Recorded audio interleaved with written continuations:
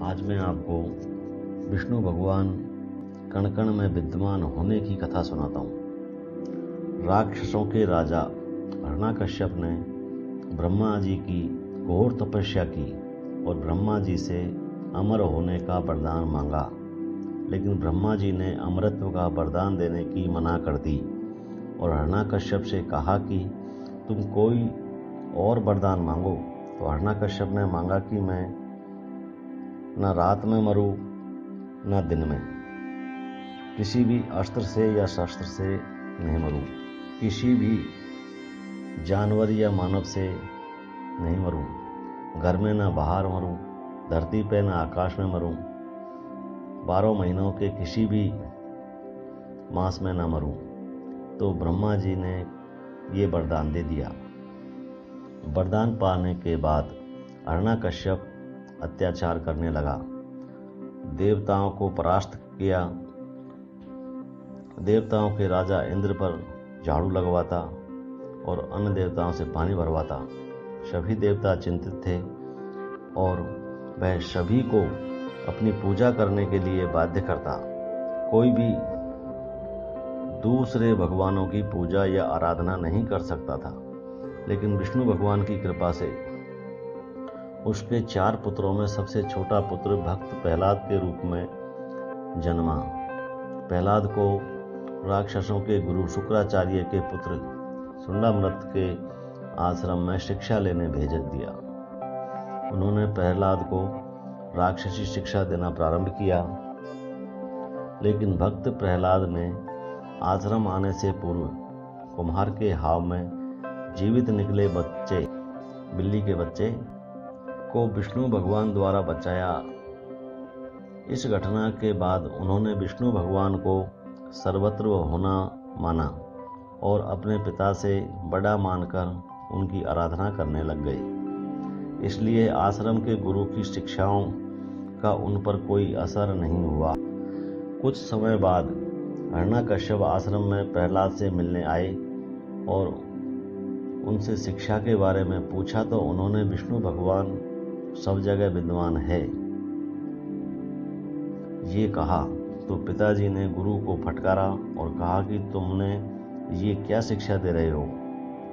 तो गुरु ने कहा कि आगे सब ठीक हो जाएगा, लेकिन गुरु की शिक्षा का कोई असर नहीं आया और वापस घर आए तो अपनी माँ कयाधु ने उन्हें बहुत प्यार किया और पिताजी से मिलने के लिए दरबार में भेजा।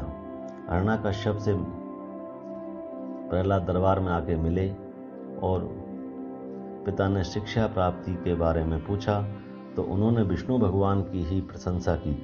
तब हिरण्यकश्यप ने प्रहलाद को मारने का आदेश दिया। तो राक्षस मारने का प्रयास करने लगे, लेकिन असफल रहे।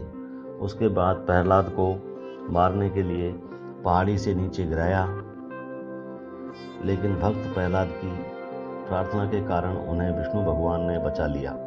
उसके बाद सर्पकुंड में ये कहकर भेजा कि अंदर आपके विष्णु भगवान है। तो वह सर्पकुंड में गए और वहाँ भी उन्हें विष्णु भगवान ने दर्शन दिए और वे वापस आए और अपने पिता से कहा कि अंदर विष्णु भगवान विद्यमान हैं। तो हिरण्यकश्यप और क्रोधित हो गए और अपनी बहन होलिका को बुलाया, क्योंकि होलिका को अग्नि में नहीं जलने का वरदान प्राप्त था। इसलिए होलिका प्रहलाद को गोद में लेकर अग्नि में बैठी, जिसमें विष्णु जी की कृपा से होलिका भस्म हो गई और प्रहलाद सुरक्षित बाहर आए। इन घटनाओं के बाद गुरुजी हिरण्यकश्यप को आश्वासन देकर वापस प्रहलाद को आश्रम लाए, लेकिन प्रहलाद की भक्ति से परेशान होकर राक्षसी कृतिका को बुलाया, लेकिन कृतिका भी प्रहलाद को नहीं मार सकी और कृतिका ने गुरु के दोनों पुत्रों की हत्या कर दी, जिससे गुरुजी बहुत दुखी हुए। लेकिन भक्त प्रहलाद ने विष्णु भगवान की आराधना की और दोनों गुरु पुत्रों को जीवित करा लिया, जिससे गुरु प्रसन्न हुए और प्रहलाद को वापस हिरण्यकश्यप के पास ले आए। और हिरण्यकश्यप के द्वारा प्रहलाद से पूछा गया कि अब शिक्षा पूर्ण हो गई। अब बताओ सबसे बड़ा व शक्तिशाली कौन है। तब प्रहलाद ने भगवान विष्णु को ही शक्तिशाली बताया। तो हिरण्यकश्यप ने अपने महल के खम्भे को गर्म कराया और प्रहलाद को कहा कि इसके गले लगो। तब प्रहलाद उस गर्म खंभे के गले लग गए तो वह खंभा विष्णु की कृपा से बिल्कुल शीतल हो गया और हिरण्यकश्यप का क्रोध तेज हो गया और सैनिकों को आदेश देकर प्रहलाद को उस खंभे से बंधवा दिया और तलवार लेकर मारने के लिए आगे बढ़ा और कहा कि अब मैं देखूंगा कि तेरा विष्णु इस खंभे में है क्या। और प्रहलाद पर वार करने का प्रयास किया तो उस खंभे से ही विष्णु भगवान नरसिंह अवतार लेकर प्रकट हुए और हिरण्यकश्यप को अधिक मास में संध्या के समय घर की देहली पर मार दिया, जिससे ब्रह्मा जी द्वारा दिया गया वरदान भिक्षत्व हो गया और सभी देवता उसके बंधन से मुक्त हो गए।